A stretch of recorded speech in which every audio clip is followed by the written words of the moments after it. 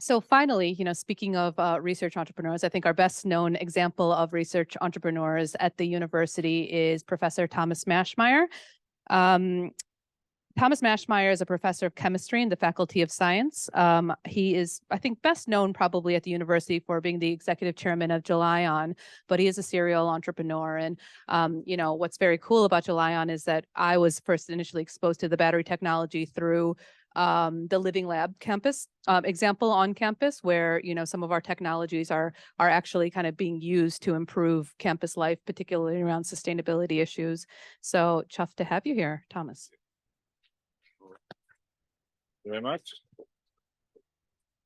Thank you. So yeah, great to be here. Great to have the opportunity to speak to you. I think my formatting got changed to the university template, so but we may have lost some of the animations in the process, but we are okay. So when I was asked to give the talk, the idea was I would cover these sorts of questions, and if you have a look at them, they're quite organized in a linear, logical fashion. That's sort of not how things work. So I will try and go and try and answer these questions sort of as I go through my examples. But usually it's just, you have some ideas, something you did 5 years ago, something 10 years ago, something 5 minutes ago. There's an opportunity, there's a relationship, there's a government legislation, there's some new regulation, there's some opportunity that you have never thought about, and somehow there's an intersect. And at that moment, you think, here I've got a chance to have an impact. And then all the stuff comes together. It never goes A to B to C to D. I got my idea, I published a paper, no, it's just not how it goes.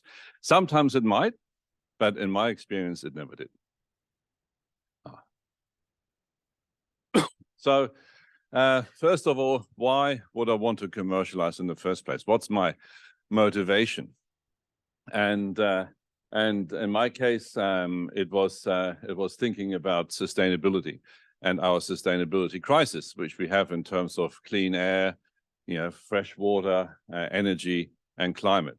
And if you want to go on this commercialization journey, it has to be something bigger than yourself. Otherwise, you're not going to make it. It's too hard. It's really too hard. And it's not a sob story. It's just not easy, but it's also extremely rewarding. So what's behind it here is if we lived on average, currently on average, we use about 1.5 to 1.8 planets of resources. If we all wanted to live like we do in Australia or in Europe or the US, it would be more like 6 to 7 planets. Well, we only have one, so we sort of got to do something. And that is my motivation, to try and help to do something. Helps to sleep, all those sorts of things. Although maybe the nanoparticles will help me to have some really good drug delivery there. So currently we burn in 1 year about 1 million years of accumulated fossil fuels. So that's clearly something that's unsustainable. And so that is, one of the areas I'm looking for impact. Now that may slightly discourage you, because you think, man, this is such a big problem. Let's all go home, last days, kiss whoever you like, dance like nobody's watching. The pace of change can be really fast. So this is New York City, 1903, lots of horse-drawn carriages. The American Association for the Advancement of Science conference that year, its main topic was what to do with all the horse manure. As you would. 10 years later, after Henry Ford's invention on mass manufacturing, same street looks like that. Rapid pace of change of technology. So it can happen. If you look really carefully, there's one horse that's left. So, there's some legacy technology. So this, in combination maybe with looking at solar cells in the last 12 years, the price has come down by about 97%. That's unbelievable, right? But it's actually true. And Martin Green from UNSW, was very influential in that. So if that can happen with solar cells, it can happen with whatever you're doing, it can also happen. So I'm a bit of a serial offender when it comes to things. So So I've done a total of 7, and some of them were, I just got to remember how I put this together. Hang on. Oh, yes. Okay. Can I go back? There we are. Right. Because I realized I only had 15 minutes, so I had to cut a lot of slides. So what I did, my first one was Avantium. That's doing quite well. That's in the Netherlands. It's doing high throughput experimentation, and it's listed on stock exchanges, etc. And then I got really excited some years ago and did another one, Zeoflex, separating oxygen from nitrogen. That, oops, oh, thank you. Wow, animated screens, fantastic. So to separate oxygen from nitrogen. And we had one partner, really big partner, and they changed their strategic outlook. So we were okay, everything was working, and then suddenly the money stopped and we couldn't keep maintaining the patents, and that was it. So it's my gift to the world, the tech works, but the patents are free because they are published. So in terms of, if you have one partner, you're really exposed. That's sort of a lesson. Australian biodiesel, I didn't found it, but I was involved in it, and I helped them to redo their reactor and made it 5 times smaller for the same throughput. That died because there was a change in excise treatment. So on Melbourne Cup race day, Johnny Howard announced, biodiesel, diesel, all a bit the same. So how about we just make it the same as tax treatment? And that killed the industry overnight. So if you service a market that is actually a market that's a sort of fake market that's just there because of regulation, again, you're really, really exposed. Because if the regulation changes, you're gone. No matter how good you are, you're gone. So then, you fall down, covered in dust, ash on your head, and go, right, what am I going to do now? So, but after a few weeks, I thought, right, if I take my reactor and then apply it to something else, maybe it can still be useful. And I thought I apply it to something which nobody wants, which everybody hates. And that was brown coal. Everybody hates brown coal, but it's only $7 a ton. It's really cheap. So I was able to make oil out of brown coal with that reactor. And that was really cool. And we did that, and then we worked out that I used methanol, and methanol was too expensive. So I changed it into water and then made the brown coal into crude oil and pulverized black coal. Why is that a good thing? Because pulverized black coal is used for steel making and large quantities, and crude oil, well, we're using crude oil. I'm sure lots of you came by car or drove on the weekend, so that's still something we use. Okay, so fantastic. Really cheap, nobody wants it, being phased out for power generation, lots of sunken capital. Hey, we've got a whole new way of doing this, in a way that's actually good. Right, got it to work, and then around the world, it became increasingly impossible to do anything with brown coal because politically it was suicide. People said in Germany, in Indonesia, in Japan, in Canada, in South America, brilliant, great technology. What it's doing is just fantastic, and it all makes sense. But politically, we're dead. We can't sell this to our voters. Forget it. Okay, thanks. Right, now, brown coal, we then had a bit of a pivot and said, right, this is ancient biomass. How about biomass? And we founded Licella and did the same deal. So we made just oil out of this biomass. And people love that. Existing biomass waste, not new, not food versus fuel and all the rest of it, stuff that's already out there. And that's going gangbusters, and I'll show you some pictures of that in a moment. So then, that was a good thing. And then something happened in China. And China said, we are not going to take the world's plastic anymore because it's too dirty. And we thought, well, maybe we can make our process into plastic process as well. And so we did that. And then we founded it in 2016. And that's gone absolutely gangbusters as well. So these two things together, $1.5 billion value. And then I sort of felt, okay, I've done that, but I still want to have impact. I still want to do something. Well, green energy is not as used as much as we might want to. So I thought, what's the reason? Batteries. We need firming capacity for solar and for wind. And so I started a battery company. That was based on a failed experiment of 5 years before, by the way. That was just one of those things that things connected. And it was a failed experiment based on membranes for separate pharmaceuticals. Completely nothing to do with batteries. Anyway, there we are.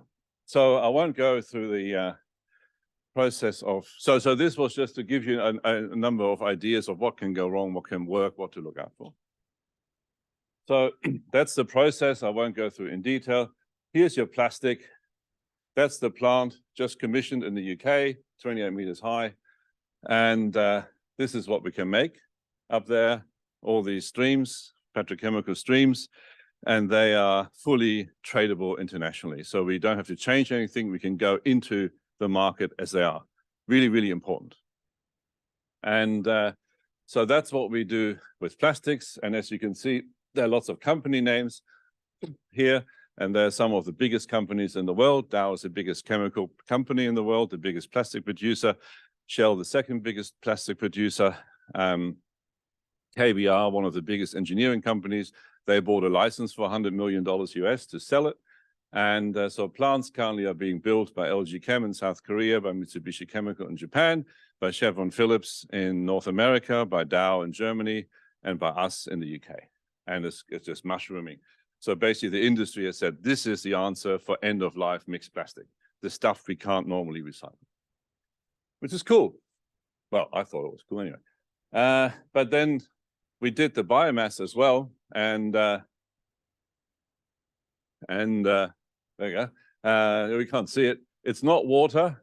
It's sustainable aviation fuel. So we're doing that with Canfor, the third largest forestry company in the world, and they are integrating us into the largest pulp and paper mill in the world with lots of existing pre-aggregated biomass waste.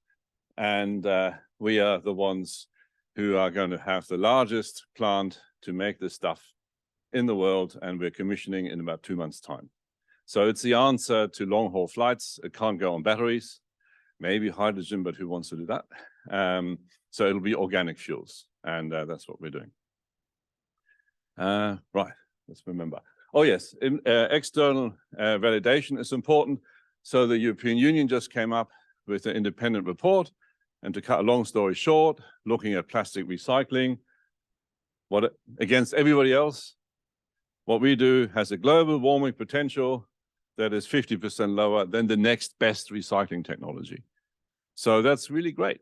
You know, if somebody endorses you independently like that, it's not just me writing on a piece of paper, jumping up and down and say, it's true, it's true. This is actually really important and lifts the value of your company. So always look for third-party independent validation. Doesn't have to be the European Union, but you know, something smaller will do. Right. So what support did the university give me? For Lacella, it was background IP I brought with me when I joined the university. And then since then, though, Sydney has been super, super helpful. Lots of contracts, consultancy contracts, R&D contracts, testing contracts, contracts to do techno-economic modeling, contracts with the business school, with engineering faculty, with the science faculty. So all across the university, we have access and support. We pay for that, fine, but we have that resource and the quality of that resource. So really good interaction. Then very quickly towards the end, Gelion, I founded that a few years ago. And here's your zinc technology. And sorry, I stand here. zinc technology, and we have a small pilot factory that was opened by Ed Husic and Chris Bowen, which was really exciting. So that's one of our technologies, and you can see it there. They look like lead acid batteries, but much better. And that was based on the gel. That was the big experiment that failed, but we put that gel into the battery. And then we also have Gelion lithium sulfur technology, which is really cool. It's about 2 to 3 times lighter for the same amount of energy than your current battery in the iPhone. So that opens up aviation. And what we're doing with Sydney Uni is company its own is doing a high energy, which I was just saying, 2 to 3 times lighter, which is really, really important because electric vehicles, if they're lighter, they use less brake, the braking system is cheaper, the margins go up, environmental impact is lower, etc., etc. Anyway, high energy is good.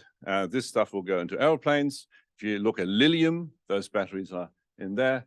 Longer life cycles is still something of an issue, this technology, because it's so high energy density, it's about 1,000 cycles. We would like to make it 3,000.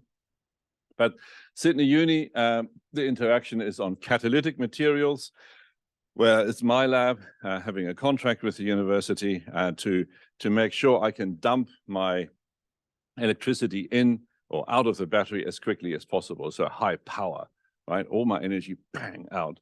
And if I have an electric vertical takeoff and landing vehicle, like a drone, passenger drone, you need really, really fast energy transfer.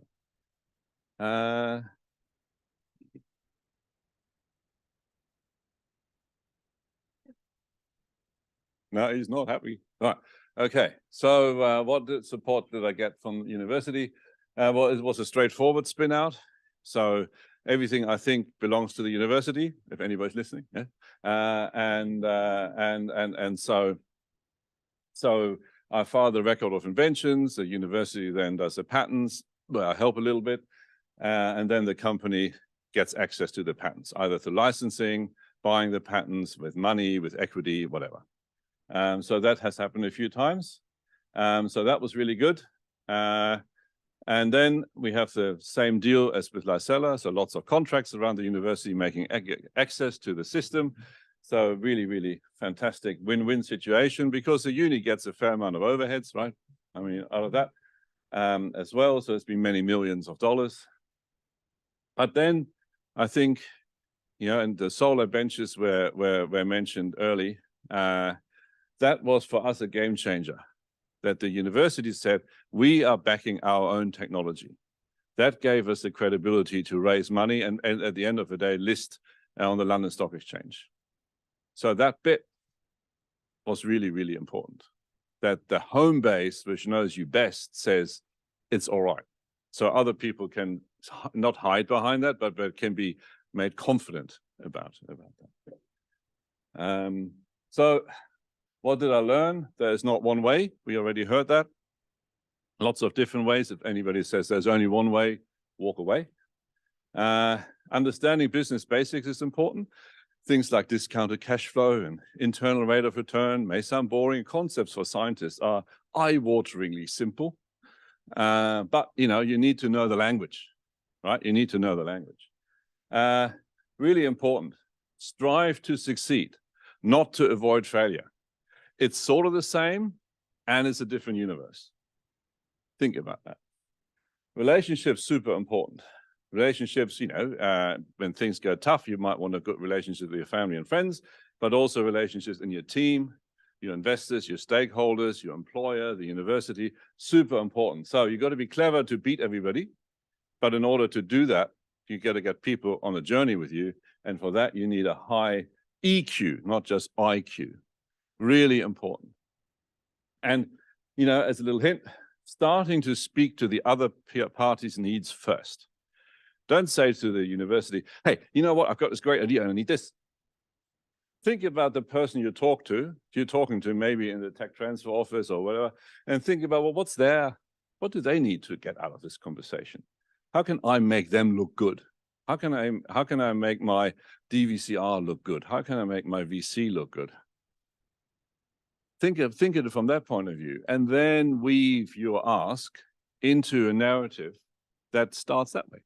It's not manipulating, it's just trying to be empathetic towards their needs and their constraints, especially their constraints. Because if you think it through, you get there a lot faster. I think it's the last one. What would I do differently? Be more business aware and structuring. The first one, Avantium, I got a big fat 0 out of personally. And for the other ones, they're sort of okay-ish at times, but mostly I wasn't clever enough to really make sure that I looked after myself. I was too interested in looking after the technology and getting the impact, which was my actual motivation. But then when you see other people doing well, you think, oh, golly, I could have done better. But, that's what I would have done differently. Be more risk aware when budgeting. When you start things, you always think everything's going to be great, but it's not. So just be more risk aware, not too risk aware, no paralysis by analysis, but just a little bit more. To be more selective in how and where I spend my time, especially being in a university environment, you can get killed by transactional stuff.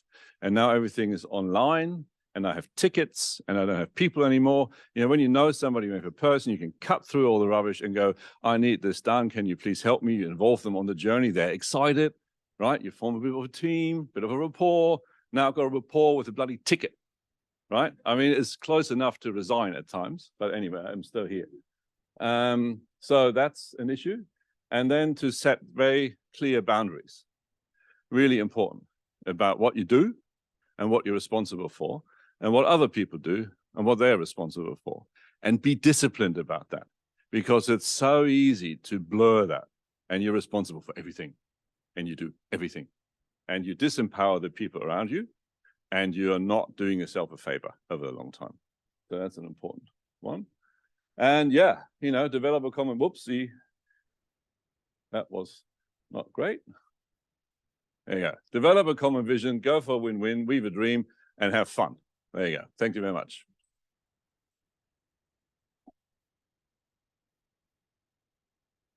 Grab a seat. Okay. So Victoria, if you can come and grab a seat, and Chiara, you can grab a microphone as well up there. Rachel, could you hand them the microphones?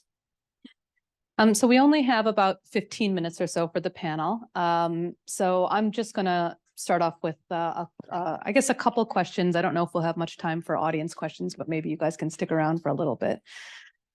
Thomas, it seems impossible that you have kind of established so many companies and kind of with so many different technologies. I mean, this is a question for everyone, but I'd like to start with Thomas. Is there a person that kind of helped drive the commercial aspects of your business? And if so, how did you meet them? Yeah. And specifically being concentrating on kind of the earlier days of your businesses. So initially, the first company, Avantium, I was a postdoc junior lecturer in Cambridge, and I was consulting for Shell. And I struck up a friendship with the guy who looked after the hydrogen catalysis development globally. And we came up in our backyard in Cambridge with this idea. So he was a commercial guy. I had no idea. I was a techie. And then we sort of started to go, step by step. And I just watched and looked and learned all these terms, and no idea whatsoever. So having a role model to look at, and partnering with somebody. So even Lysella, which is the biomass one, it was the CEO of the biofuels company who was an entrepreneur. Again, I was just the person who had the idea and the technology capability, but all the businessy stuff, I was just there helping, learning, looking, etc. So and we have a very clear delineation. That bit's his bit, and that bit's my bit. After a while, you start to think, well, actually, I know your bit, and I know your bit. And that can be creative tension, but at the end of the day, somebody has to say yes or no. Mm-hmm. So that's really important. And then finally, July, I sort of did, because in part, I just wanted to do it for the first time all by myself. And that was the first time I did it from A to Z by myself. Right. And Victoria, Chiara, how I guess how interested are you in the commercialization aspects, of the kind of business aspects? Is it something that you're kind of leaving to someone else, or is it something that you really want to learn about and perhaps kind of continue with your career trajectory in this way? I think it's probably not my natural habitat. I have worked very closely with one of the postdocs in my lab, who's led a lot of the commercialization side of it. But really, it was a relationship that I developed with someone who was a PhD student, and I helped them with some experiments 10 years ago. And they were the people that drove the commercialization and the formation of EndoAxiom and our partnership with the parent company, Protoaxiom. So I think it's been a little bit of both, but we've also had a lot of help from the business school, Spark program, things like that. So I think they've all been very beneficial, but it's really not my natural habitat, but I'm learning. Great. I think I'm still on the fence on that one. Initially, I was not interested at all in the business side of things. Now that I know a little bit more, I think I'm starting to understand that it's an important skill to gain, but definitely something that is completely new to me. So very steep learning curve, and it's on top of everything else that you're doing as well. So takes a while. I think one important aspect is that there's a lot of kind of people earlier in their career that are interested in this area. And so, with the Periscope Commercialization Award, for instance, there's a buyout of funding for an early entrepreneurial lead who can, do the market discovery work for the potential application of the invention. And, really, your job as kind of senior professors, senior academics, is to really kind of potentially be that enabling force for juniors who are thinking about what their career trajectory will be, and perhaps have that interest area. Another question, I think that this university and the reputation of kind of how to take out IP from the university has changed quite a bit since I've been here, about 4.5 years ago. So, whoever would like to jump in and answer this first, but how forthright were you with your school or your faculty about your you wanting to pursue a startup? And how important, kind of the second part of that question is how important was just kind of that in general at the university of being transparent of your ambitions for the startup? Well, so in my case, we have all the conflict of interest sort of forms, etc. I when I came back, I didn't do any. So I came back in 2003. From the Netherlands, and so I didn't do anything. I just did a normal teaching thing, but I was Federation Fellow, so I had a reduced load, and then the university put me in contact with who was then the CEO of the Australian Biodiesel Group, because they needed somebody with technical chemistry, and then it sort of just went on from there. So research contracts came, consultancies came, etc. And so one key thing is always inform your employer about everything you do, right? Because ICAC and whatever else is going to come our way will potentially find out somebody doesn't like your nose. There was a case over at the other university across the road where somebody had absolutely did nothing wrong, but somebody didn't like his nose, and so they said he did. And then for 3 months he was barred from the office, barred from the group, barred from ever.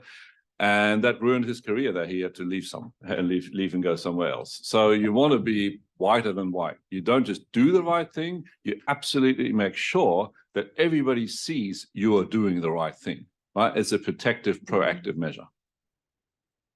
And is there any kind of advice or reflections that you have on kind of how transparent you are with how you divide your time? Yeah, well,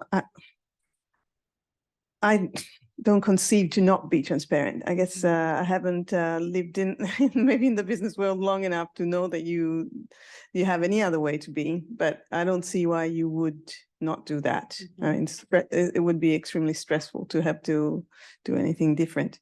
I found that the school has been extremely supportive, so you all can take 1 day a week to do other activities without changing your role at all.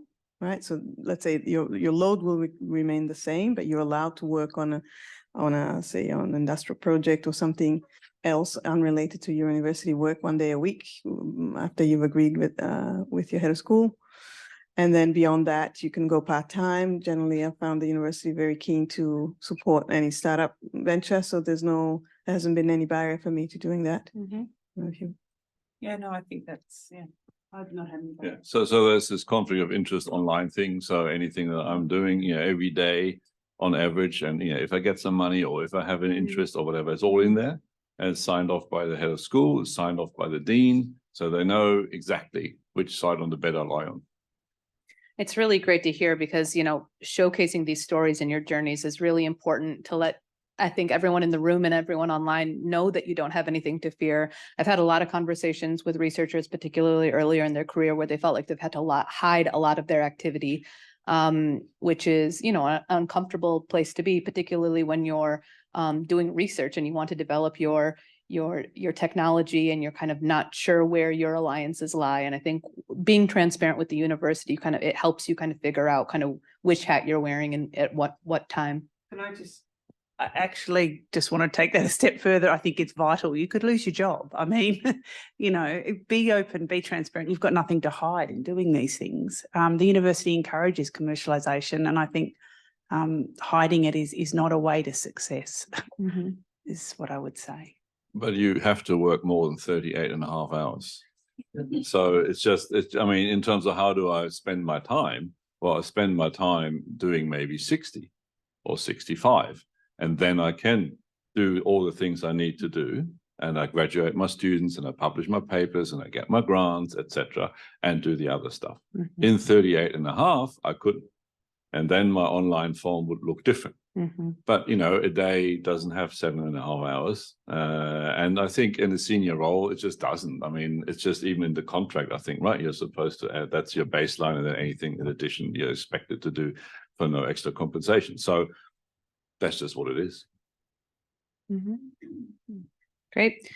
I think all of you touched on this a little bit in your presentation, but can you tell me a key step that enabled the development of your IP? Like either a milestone that you had or a partner that you met or something like that? Was there kind of a bit of a pivotal moment, if you will, on any of your startups? I mean, I think you touched on it very well in that really you need to be looking at what is actually needed and wanted. I mean, we could be inventing new shoelaces, but whether there's a market for it or not, beyond that is not important. But I actually think it's about engaging with your peers, engaging with industry, engaging with, consumers, all of those sorts of things, and seeing what's actually, of interest. And then at some of those moments that, where it's something that from way back when or something, and it sort of crystallizes in a way. I mean, I think, there's an absolutely valid place for basic research where you're just asking why. But if you're looking at a commercialisation pathway, then I think it's about looking out. It's not just about looking at what, little problem you've got in front of you. It's about looking out at what problems you can solve and what is of interest to people and industry and the world around you. One thing I might mention that might be useful to others. At one point, I got a SOAR fellowship some years back, and I used that money to hire an industry consultant that was embedded in my group part-time. And she helped me to, first of all, package the research so it would be interesting to external partners. And secondly, she actually did the research to know which partners I should be calling up. And that was hugely useful for me because for the first time, I then knew who to talk to that might give me ideas of what my technology could be useful for. So I think the reality is, if the aim is just to publish a paper, you pretty much, if you're here, you're probably very good at that already, and you demonstrated that. But whether you can use that then to answer questions that are important to someone, you probably won't find out that by yourself. You need to talk to people who are in those sectors, and they will tell you what they're interested in, what they need. And hopefully you'll find some overlap between what you can do and what they need. But talking to people outside the academic environment was crucial there. One thing which was, I think, pivotal in my experience here was that in terms of how Australia works, how to get money. And so I didn't know the idea of sort of small brokerage houses, boutique brokerage houses, which basically hold meetings for people to, it's like a Shark Tank kind of thing. And there is a room like this full of high net worth individuals. And a lot of them, they don't look any special at all. You know, they walked in the street, and when we started the first one, I said, "Well, is this the right room?" And then, no, he said, "You know, in here, you know, there's nobody here who's got less than 350 mil, right?" Okay. Anyway, so you do your tap dance, and you might get one or two interested, and you do this a few times and sort of learn how to do that. And that sort of connection to high net worth individuals, which is a different connection to venture capital, because venture capital is basically a group of people that looks after other people's money, which is really different in terms of, remember when I said the team and what are their motivations and how can I make them look good, etc. Whereas if you talk to a high net worth individual who's just basically playing with you, right? I mean, it's just like I put everything on red for a bit, doesn't really matter if I lose it, and get them bound as being part of the team, part of the idea, part of the journey together. That's a completely different conversation to when you go to venture capital. And venture capital can be quite brutal. And the terms often are, you think you must be dreaming.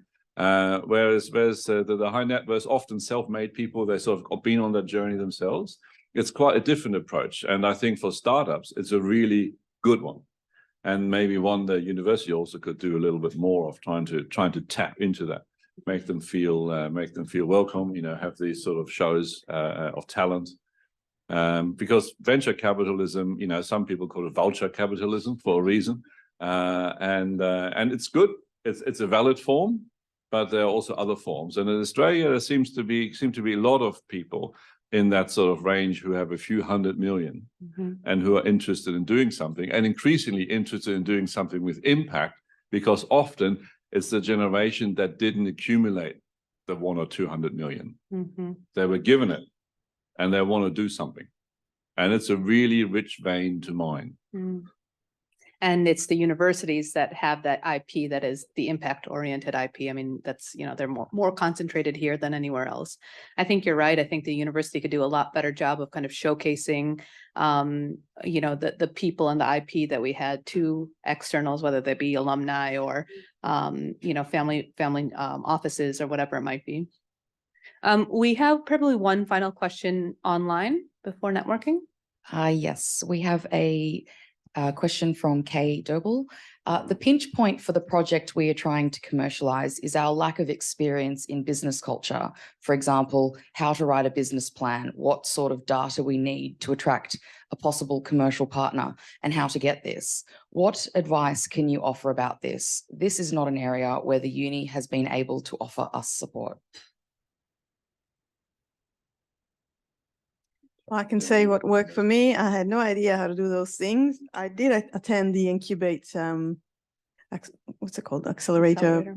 And, you know, definitely that was useful, but it wasn't useful for me because it didn't happen at the right time. So for me, it was the venture capitalist capital firm that supported us and provided that business background. So they get a big chunk over the shares, and in exchange they basically do all of that for us. They I don't know how other people did it. I think it's really difficult to do everything. So the way I did it, so for July, from my social circle, I knew somebody who was a really high-end commercial lawyer, then my entrepreneurial friend from the other company, Lysella, and then somebody who used to run Dow Corning, which, you know, is a big company, and Don, who's so there was a big company guy, entrepreneurial sort of powerhouse, and a lawyer to keep me out of jail, and then I do the tech bit, and then as a team of 4, we do the things we need to do. I think it's illusory to say I'm going to learn all this myself and I'm going to be really good at it. It's just not going to happen. Just forget it. Find and partner and accelerate your path through partnering. That's the way to do it. Yeah, I agree. And, you know, no one's going to do it for you though at the same time, you know, so it's hard to kind of rely on people that are not on your immediate team, whether that be your startup team or a self-assembled team that's going to be a startup that will be able to do a business plan, for instance, you know, like you No, but they become part of the team. They become right? part of the team, I mean, right? That's right. That's the point. So you share what you've got, and then part of what you have to give out is to get them in. But then the benefit of getting them in early is so great that you end up with a lot more than you would have had otherwise. And that's always that sort of, question, how much do I give and how much do I get in return? But I think speed is what kills things, because speed if lack of speed costs money, and money is always in short supply. So if you can go by just partnering much more quickly, also once you have a company, that's the way to go. And we'll take apparently one question from the room if anyone has a question. Come on. Yeah, Lulu. Thank you. So just one quick question. We know when you're having the idea of having your new startup or spin out the new venture, there are multiple ways to achieve that. You can either have yourself to establish the company and have your students run the company, and then you approach venture capitals or investors, or as Kiara's point, you are approached by venture capitals who helped you a lot when forming the new venture. So what are the pros and cons or tips that you can share with us when forming such new ventures? Would you recommend us to have our own company established first and to have the crew on board and then we talk to investors, or should we approach investors at a very early stage and guided by them? So I think there are a few ways to answer that. I mean, I think if your IP is generated here at the university, you really need to be involving the commercialization team before you form a company. And I think there are people here that can help with that side of stuff. And then I think that the idea of sort of going out to venture capital yourself, I think it's not as easy as you were saying. It's not as easy as just sort of, I think you need people to guide you in those processes unless you've got experience doing it before. And I think most people here probably don't. And there's also Cicada Innovations. So I was going to That's the say evening MTP part. Connect, Cicada Innovations. What's the other one? Science something. Fishburner, I think. Is it in There's the city? 3 or 4 of them that are available, but I really think the commercialization team here at the uni can guide you in that sort of stuff. And I think, obviously, as I said, the IP, if it's generated here at uni, there are institutional considerations. So I'd be cautious about forming a company without talking to the uni first. But every journey will be different. Yeah. So every journey will be different. Forming a company costs $600, right? That's nothing. Use the resources that you have, which don't cost you anything first. Top tip. And then when you need to actually start to spend money, then you have to spend money. But until you don't, that's a good thing to do. Just talk to as many people as you can before you land on the structure that you want. Yeah.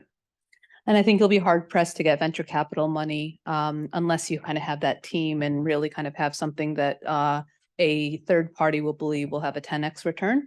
A lot of that is about, who the team is.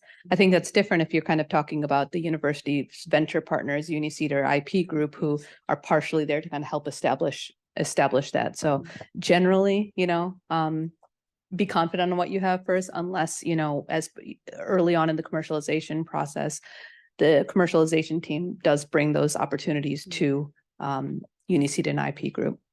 And getting IP is actually very expensive.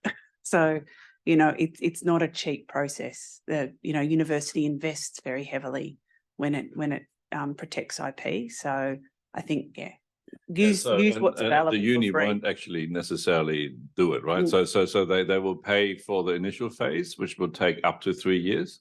But once it's all approved and it goes to the national filing stage, it gets really expensive, right? You're looking at $150,000 to $200,000 per patent, and if you have a few, it's a fair amount of money. And the uni tends to say at this stage, well, if it's any good, you must have gotten somebody to invest.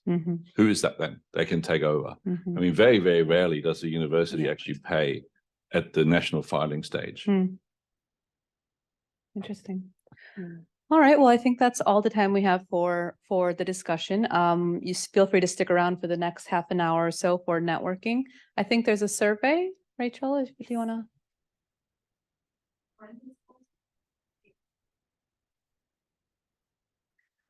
So there's a quick survey that we'd love everyone to take out their phone and do really quickly. This, as you're doing this, I think that there is, to Thomas's point, you don't have to be good at everything, although it's important to be aware of kind of what the full universe of kind of what your endeavor entails, includes. And so there are a lot of places and people that can help with that. So Chiara mentioned the Incubate Accelerator Program, which is our on-campus accelerator program. The Sydney Knowledge Hub has a lot of events that we run in this space, both on kind of how to be commercially ready and technologically ready, and what sort of funding to accept, and how to build a proof of concept. All of those things. We have monthly events usually here during the day. We have a couple programs, as mentioned. Our Inventor mentoring program specifically connects 12 researchers with 12 venture capitalists on kind of developing a roadmap for commercialization. That's really helpful because not only does it help with kind of next steps, but it also has a partner with you who opens up their Rolodex to be able to connect you with other industry partners and other funding partners, importantly, that might be really kind of attuned to the sector that your intellectual property is within. Well, without further ado, thank you so much, Chiara and Victoria and Thomas, for joining us. Thanks to the commercialization team, Carla at the Sydney Knowledge Hub, and the Faculty of Medicine and Health Research Enterprise team for putting this on today.